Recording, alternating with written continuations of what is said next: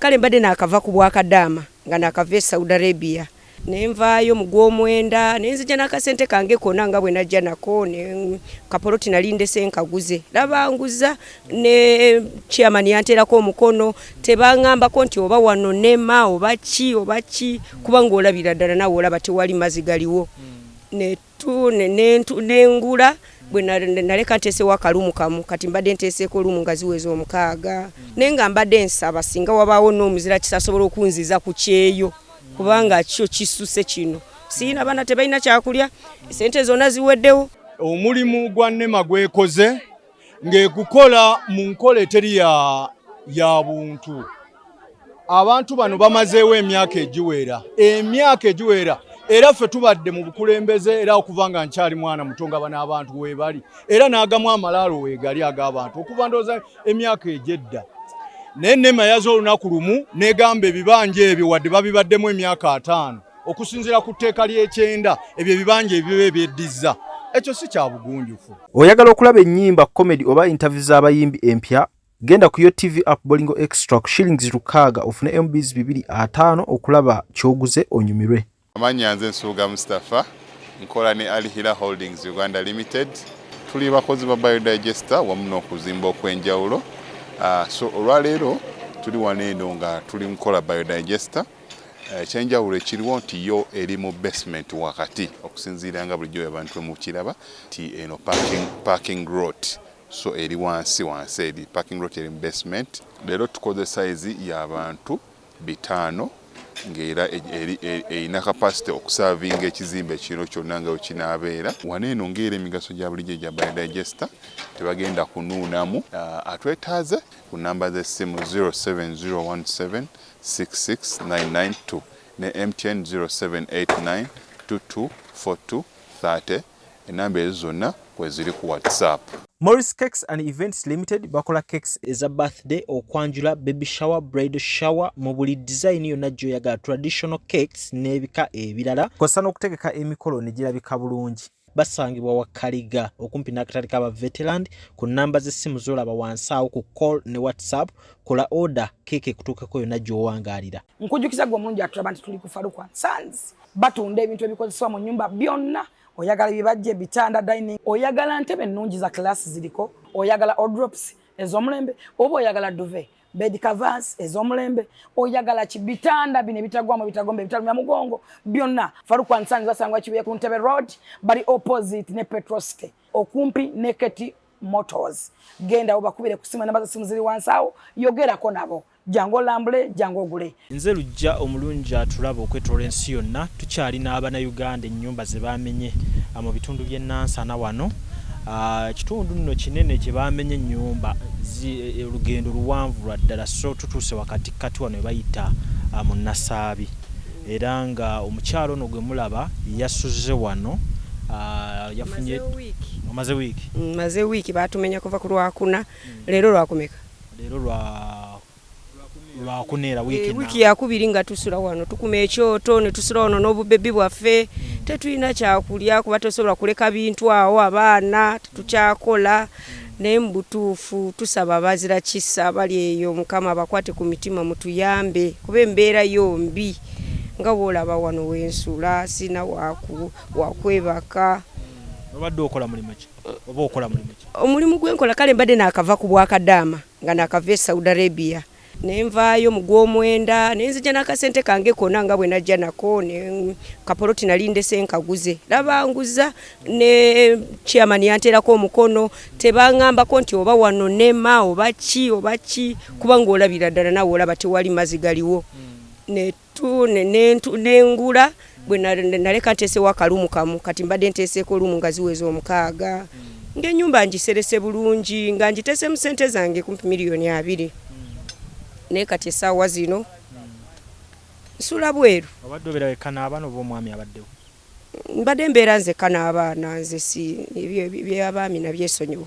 mbeera nzeka n'abaana bange bataano abamu basoma kati esawa zino abamu tebanatandika na kusoma kuba tebayinza kusoma nga tetulina nawe tubeera waliwo pasita Bazira Kisa waliwo pasita Bujingo omusajja ow'ekisa ekingi asobola okunyamba nagamba mukyalo oyo mumuyite wakirya mumbeeko kyemuwaayo bapasita Bugembe bapasita Kakande bonna Mukama abakwateko batuyambe kuba tetulina wetu esaawa eno ina programu ki programu jenina ate nkugambe nti programu kubanga kino kyanguddeko bugwi nga sina kyenzizaako kati nkyali awo obwongo bukyesibye sina na wakulaga kuba kati olaba batumenya kuva ku Lwokuna nene sawa zino wiki ewedde nkyasula wano kati golowooza ki ate nga bakyayongera okumenya ne bakyayongera kumenya naye Bazira Kisa mutuyambe saba buyambi bambi kuba abaana bange kati tebasoma sina wakusula nowe nfunayo wakiri akalumu nenjira nga nsula omwo naye nga embeera yombi kutwaliza awamu tusaba Museveni President Museveni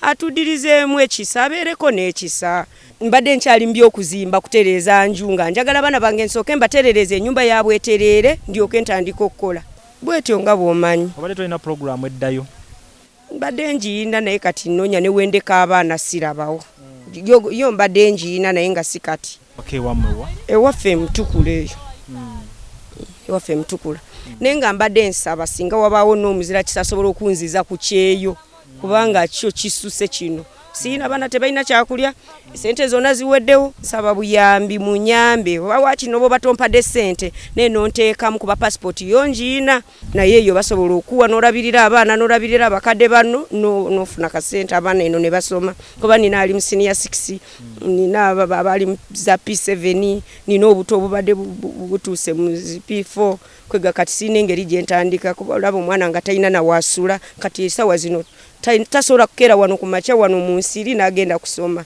talina waatuukira nsaba buyambi bambi kati essaawa yakati ebyokulya okola otya ebyokulya byo tewali era Bazira Kisa bajja ne batuwaayo tewali na kyakulya tewali kyakulya oba mwe mulina kyemutuleeteddeyo ku kawunga tofunye sifunye gwe tolaba nti nkazi emimwa bwenti sinalya yadde n'otuze okuva ku makya n'abaana ate tobalaba oba nsobola okuddayo ku kyeyo kuba kati nkyalina amaanyi kyasobola okuddayo nzireyo nkyapeyo emyaka nga 2 oba 3 tandikira awo kati bino ebintu obikuuma otya tusulawo wano tetwebaka kuba olaba enzigi bitanda biki tusula wano tetunafuna kale kiddako nesinga wabawo omuzira Kisa agamba nti kaakano akaluumu oba mu mbeera yonna engeri gy'ayinza okunyambamu nsaba buyambi n'abalala bannange oba olina omuntu gw'omanyi wano naddala bano abamenyeddwa embeera gye tulimu mbi oba waliyo omuntu asobola okuyamba ng'omuwuliddeyo omuntu oba yali mukwano ogwo mutuyambe bambi kuba Mukama Katonda w'oyamba nawe olina engeri gy'akuddizaawo sobola okunyamba kati nga nfuse masikini n'ogamba jangu nkuweeyo kino naye nkeera nawe Mukama n'akuyamba mu ngeri endala saba tuyambagane bambi enamba yange ey'essimu eri 07 16 48 81 giddemu 07 16 48 81 njagala okubeebaza obukakamu bwe mulaze mu process obukakamu tekiraga nti tuli basiru obukakamu njagala okutegeeza abantu bonna tekiraga nti tuli basiru naye twagala tubategeeze tuli bakakamu naye bandi tutambuza bulungi abaana kyannaku nnyo tutufiiriddwa abamu baafudde ne pressure abaafudde pressure abasasi n'ebigambo ebyo ndeseyo akawuka katono